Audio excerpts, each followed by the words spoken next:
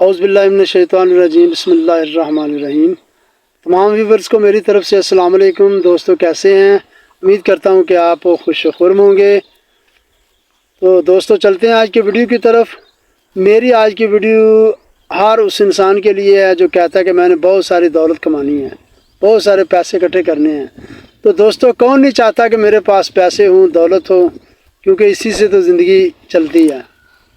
تو دوستو آج کل کے مہنگائی کے دور میں ہر بندہ پریشان ہے کہ میرے پاس پیسے ہوں۔ یقین جانیں غربت اتنی آ چکی ہے کہ کئی گھر ایسے ہیں ان کا ایک ٹائم کا چولہا چلتا ہے اور ایک ٹائم کا چولہا بھی نہیں چلتا، اور کئی دن فاقوں سے گزر جاتے ہیں۔ دوستو اللہ معاف کرے، دیکھا نہیں جاتا ایسے غریب، ایسے نادار لوگ ہیں، اور وہ اپنی جو ہے سادگی کی وجہ سے کسی کے آگے ہاتھ بھی پھیلانا پسند نہیں کرتے۔ تو دوستو ایسے لوگوں کی مدد کیا کریں، اپنے ارد گرد دیکھا کریں کہ کون بندہ جو ہے وہ مستحق ہے اور حقدار ہے۔ دوستو کسی کو اللہ کی راہ میں دیا ہوا 1 روپیہ بھی آپ کی زندگی بدل دے گا۔ جب بھی کسی کی مدد کریں تو یہ لفظ لازمی کہا کریں، ان اللہ مع الصابرین، بے شک اللہ تعالیٰ صبر کرنے والوں کے ساتھ ہے۔ دوستو ایک چھوٹا سا وظیفہ بتاؤں گا۔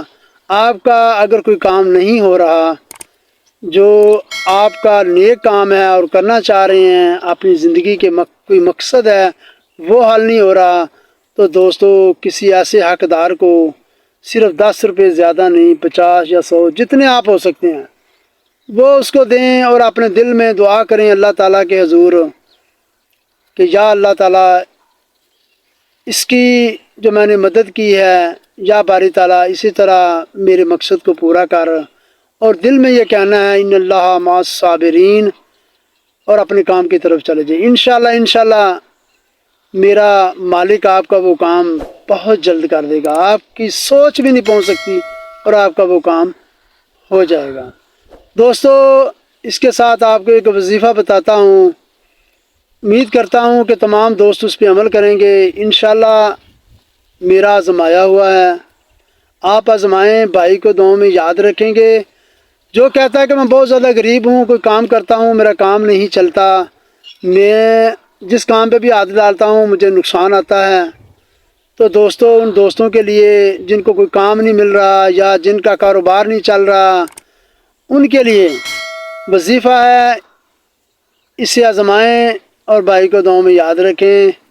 صبح اٹھ کے نماز پڑھیں، نماز پڑھنے کے فوراً بعد سورج طلوع ہوتے وقت ایک تسبیح سبحان اللہ و بحمدہ، سبحان اللہ العظیم و بحمدہ، استغفر اللہ، یہ 100 دفعہ آپ نے پڑھنا ہے اور اللہ تعالیٰ کے حضور دعا کرنی ہے۔